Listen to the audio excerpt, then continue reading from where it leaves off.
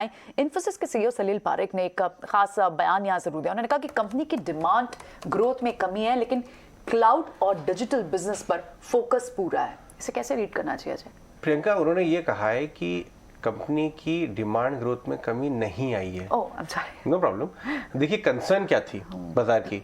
बाजारी कंसर्न थी कि जो हाई ग्रोथ कंपनीज हैं, जो महंगी ट्रेड होती हैं 40-50 टाइम, जैसे इन्फोसिस और नैस्डैक भी हाई ग्रोथ कंपनीज, जब इन्फ्लेशन बढ़ जाएगा और रेट्स बढ़ेंगे तो ये ग्रोथ शायद सस्टेन ना हो, इसलिए 30% नैस्डैक टॉप से नीचे है। इसलिए आईटी कंपनीज 1900 वाला इन्फोसिस 1400 कर दिया, राइट? ये कंसर्न थी बाजार की, हमने खुद ही ट्रैक किया, अपन ने बैठ के ट्रैक किया, राइट?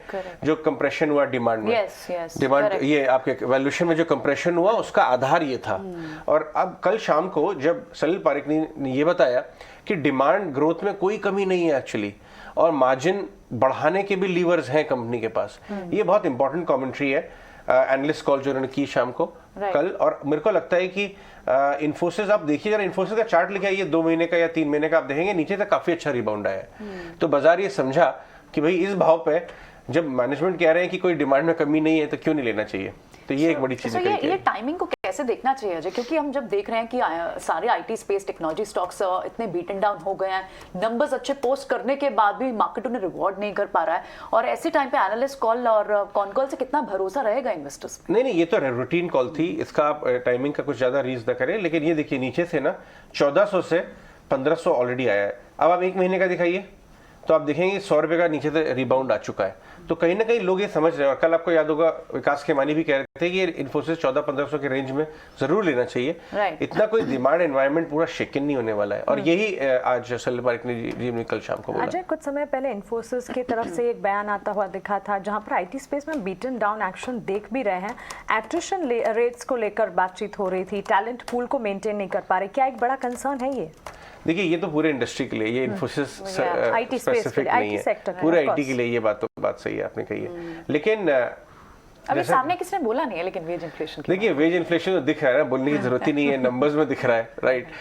साल में 4-4 रेट हाइक, आपके वेज हाइक करने पड़ रहे हैं, तो वो तो दिख रहा है। लेकिन आई थिंक वो दैट्स बियॉन्ड एनीबॉडीज कंट्रोल, क्योंकि वो जो एनवायरनमेंट लेड है, सबको ये बात फेस करनी पड़ेगी कि यूएस जैसी सैलरीज आपको इंडिया में भी अब देनी पड़ रही हैं। देखिए, सैलरीज के इश्यू पे ज्यादा नहीं जाते हैं, अभी हम डिमांड सप्लाई और टैलेंट की बात करते हैं, क्योंकि जहां सैलरी का बात करेंगे फिर लगेगा कि टैलेंट भी तो कम है, जो इनकी रिक्वायरमेंट्स है उस हिसाब से उतने नंबर्स मिल नहीं पा रहे हैं। ठीक है, तो ऑलराइट, तो ये बड़ी इंपॉर्टेंट कमेंट्रीज हैं और बड़ी जो अपडेट्स हैं जो व्यूअर्स को जरूर बताना चाहिए। ये एक रीजन है जिसके चलते लगातार हम कई दिनों से कह रहे हैं टेक्नोलॉजी स्पेस के वैल्यूएशन काफी अट्रैक्टिव है, और बुनियादी चीजें अब भी आप टेक्नोलॉजी स्टॉक्स के साथ, आईटी स्टॉक्स के साथ देख ही रहे हैं। ओके, तो चलिए, ये एक आईटी स्पेस और इन्फोसिस पर यहाँ पर फोकस होता हुआ दिखा। लेकिन अजय, मैनेजमेंट कमेंट्री कई सारी आती हुई दिखी। एचडीएफसी बैंक का मर्जर जो हुआ उसके बाद 5 सालों की बैलेंस शीट दोगुने करने के लक्ष्य है, ये खबर भी एक तरह से आती हुई दिखी। इसे किस तरह से एनालाइज? ये भी बहुत इंपॉर्टेंट कमेंट्री कल आई। शशिधर जगदीशन जो नए एमडी हैं एचडीएफसी बैंक के, उन्होंने एनालिस्ट के साथ बातचीत की है, क्योंकि देखिए, अगर आप ये देखिए, एनालिस्ट में 5 साल में जो कंबाइंड एंटिटी बनेगी, बाजार को डर क्या था कि इतनी बड़ी एंटिटी जो बन रही है, क्या ये ग्रो कर पाएगी? क्योंकि जैसे जैसे कंपनीज बड़ी होती जाती हैं, उनकी ग्रोथ धीरे धीरे चैलेंज हो जाती है, छोटी कंपनी ज्यादा ग्रोथ अचीव कर पाती हैं। पर इन्होंने ये एक मेन मैसेज दिया कि इस साइज के होने के बावजूद भी कंपनी की ग्रोथ में कोई कमी नहीं आने वाली है। हर 5 साल में बैलेंस शीट डबल कर रहे हैं। बैलेंस शीट डबल का मतलब प्रॉफिट भी उसी प्रोपोर्शन में बढ़ेगा, और अगर अर्निंग्स उस प्रोपोर्शन में बढ़ेंगी तो स्टॉक प्राइस भी उसी प्रोपोर्शन में बढ़ सकता है। हालांकि इन्होंने स्टॉक प्राइस पे नहीं बोला, मैं बाजार का इंटरप्रिटेशन पकड़ रहा हूं, क्योंकि ये स्टॉक 2 साल से परफॉर्म नहीं किया। तो ऐसे टाइम पे किस तरीके से ब्रांचेस बढ़ेंगी, कई हजार ब्रांचेस ऐड हो रही हैं कंबाइंड एंटिटी में, ये कमेंट्री भी आज बाजार काफी अच्छी तरह से लेना चाहिए मेरे हिसाब से। तो चलिए, क्लियरली यहाँ पर मैनेजमेंट कमेंट्री एक एक कर कई सारी आती हुई दिख रही है, और इसके चलते यहाँ पर फोकस में तमाम बड़ी दिग्गज कंपनियां भी हैं, लगातार हम आपके टीवी स्क्रीन पर आपको बता रहे हैं। ओके, चलिए, हमारे टेक्निकल एनालिस्ट से भी एक बार बातचीत कर लेते हैं। संतोष, इन्फोसिस से आप की राय मैं जानना चाहूंगी, क्योंकि यहाँ पर हमने देखा मैनेजमेंट की तरफ से बयान आता हुआ, कंपनी के कारोबार विस्तार प्लान्स को लेकर भी बातचीत यहाँ होती हुई। टेक्निकली एक बार इन्फोसिस के चार्ट चेक कीजिए। यस, इन्फोसिस के मैनेजमेंट की कमेंट्री काफी स्ट्रांग है। उसके बाद मुझे लगता है ओवरऑल एंटायर आईटी सेक्टर में एक शॉर्ट कवरिंग और बनेगी, ऑलरेडी शॉर्ट कवरिंग देखने को मिल रही है, मुझे लगता है वो फर्दर एक्सटेंड होते नजर आएगी। तो मुझे इन्फोसिस में इमीडिएटली 1550 तक के टारगेट नजर आते हैं। उसके ऊपर निकल तो शायद हम 1600 के लेवल भी आने वाले दिनों में देख सकते हैं। नीचे की ओर अब 1500 का लेवल एक स्ट्रॉन्ग बेस का काम करेगा। 1500 के लेवल पे अच्छी पुट राइटिंग भी देखी गई है, तो मेरे हिसाब से इसमें बाइंग की सलाह रहेगी और दूसरे आईटी स्टॉक्स में भी आज पॉजिटिव मोमेंटम देखने को मिल सकता है। ठीक है, एब्सोल्युटली। एक बार एचडीएफसी के स्टॉक्स पर भी इनफैक्ट हम देख रहे हैं एचडीएफसी स्टॉक्स तो अब आपको फ्राइडे से ही चलना शुरू हो चुके हैं। कल सेकेंड हाफ में भले ही थोड़े से प्रॉफिट टेकिंग आई हो, लेकिन अब बड़े अट्रैक्टिव लेवल्स पर एक्सपर्ट्स भी मान रहे हैं। इस कमेंट्री के बाद कितना भरोसा और स्टॉक के सेंटिमेंट को लिफ्ट कर सकता है? चिराग आप बताएं, एचडीएफसी स्टॉक्स पर क्या करना चाहिए, पूरे एचडीएफसी पैक पर बताएं। इनफैक्ट एचडीएफसी पैक बुलिश ही लग रहा है। सबसे पहले मैं एचडीएफसी लिमिटेड की बात करूंगा। एचडीएफसी लिमिटेड कल 2300 के लेवल के आसपास क्लोज हुआ है। जब तक ये डाउन साइड में 20 to 60 का लेवल ब्रेक नहीं करता है, तो मुझे इसमें लग रहा है कि बुलिश मोमेंटम कंटिन्यू रहेगा। नेक्स्ट इमीडिएट अपसाइड टारगेट जो मेरे को विजिबल लग रहा है वो है 2430 के। दूसरी बात करेंगे एचडीएफसी बैंक की। एचडीएफसी बैंक ने कल एक छोटा रिवर्सल साइन दिया है। 1380 के आसपास क्लोज हुआ है। ओवरऑल जब तक ये 1364 के ऊपर ट्रेड करता है तो इसमें बुलिश मोमेंटम कंटिन्यू रहेगा। बट एचडीएफसी बैंक में एकदम नियर बाय रेजिस्टेंस है 1418 का, तो इससे लॉन्ग करने के लिए मैं 1418 क्रॉस करने का वेट करूंगा, जहाँ पे एक बहुत बड़ा गैप है। जो गैप लेवल 1418 टू 1448 का है।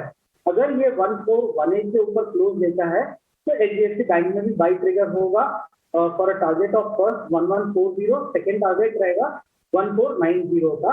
बट एचडीएफसी लिमिटेड बेटर लग रहा है चार्ट पे एचडीएफसी बैंक के कंपैरिजन में।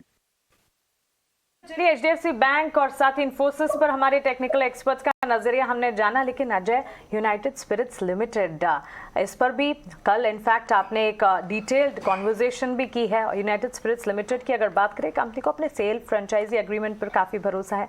प्रीमियमाइजेशन को लेकर मैनेजमेंट का क्या कहना है? देखिए, प्रीमियमाइजेशन का जो इन्होंने सिलसिला चालू किया है, अगर आप ये देखिए, बहुत ही जबरदस्त कमेंट्री है। हम इनकी आपको चर्चा भी सुनवाएंगे जल्दी ही। मैंने कल इनसे बात की यूएसएल से। इन्होंने एक ट्रांजैक्शन भी किया इनब्रू के साथ, अपने कुछ ब्रांड्स उनको सेल एंड फ्रेंचाइजी कर दी। तो ये सारे कदम जो उठा रहे हैं यूएसएल, वो इसी डायरेक्शन में है कि प्रीमियमाइजेशन हो रहा है। स्टॉक भी अच्छा चल रहा है लास्ट 1 ईयर में। जरा लास्ट 1 ईयर का ग्राफ लेके आइए और हम आपको व्यू भी सुनवाएंगे हीना नागराजन जी का इसके ऊपर। डबल डिजिट ग्रोथ और मार्जिन एक्सपेंशन की बात इन्होंने की है, तो बाजार को पसंद आनी चाहिए मेरे हिसाब से ये। और देखते हैं आगे चल के क्या होता है। बट एक बार चार्ट लेके आइए 1 ईयर का, क्योंकि ये जरूरी है देखना कि ये सब कमेंट्री में से कितना प्राइस इन हो रहा है। ये देखिए 30%, 600-700 के आसपास ये नई एमडी बन के आई थी। और देखिए उसके बाद उन्होंने कुछ कदम उठाए, margin expansion, double digit growth की बात की। एक बार गौरव से एक बार चार्ट चेक कर लेते हैं इसका। गौरव, यूनाइटेड स्पिरिट्स 800 पे आ गया, क्या 1000 की तैयारी कर रहा है, लेना चाहिए यहाँ से? देखिए, यहाँ पे अगर आप डेली या वीकली चार्ट देखिए, 2014 के बाद में जो उसने हाई बनाए थे वो आपके हैं तकरीबन 825-830 के। इसके ऊपर क्लोजिंग आ जाती है, प्रेफरेबली वीकली क्लोजिंग आ जाती है, तो एक बार जो रिटेस्ट कर सकता है प्रीवियस हाई को जो 1025 का है। तो मैं उसके लिए थोड़ा वेट करूँगा। फिलहाल जो है स्टॉक उसके नीचे ट्रेड कर रहा है, तो जब मल्टी ईयर रेजिस्टेंस के नीचे ट्रेड कर रहा है तो प्रीएम का थोड़ी दिक्कत की बात हो जाएगी। लेकिन दूसरा पॉजिटिव चीज़ ये भी है कि जो इसके 2019 के हाईज थे 740-750 के, एग्जैक्टली वहीं पे रिटेस्ट करके स्टॉक ऊपर गया है, तो वो फिर आपके लिए स्टॉप लॉस का काम भी कर सकते हैं। तो यहाँ पे मैं 825-30 क्लोज घटे। लेकिन हम एक स्टॉक की बात कर रहे हैं और एक कंपनी इनफैक्ट, और स्टोरी भी और स्टोरी टेलर भी, जो अजय की फेवरेट लाइन भी है, इंडिगो। यहाँ पर क्लियरली ऑफ कोर्स एक तो इंटरनेशनल चेंज हो रही है, स्टोरी टेलर चेंज हो रहा है, स्टोरी टेलर चेंज हो रहा है, तो स्टोरी धीरे धीरे चेंज हो जाएगी। सो इंटरनेशनल बिजनेस पर, इंटरनेशनल ग्रोथ पर बड़ा फोकस है। ये तो क्लियरली इनफैक्ट रोनिंजय दत्ता भी कह रहे हैं, और साथ ही अब उनके जो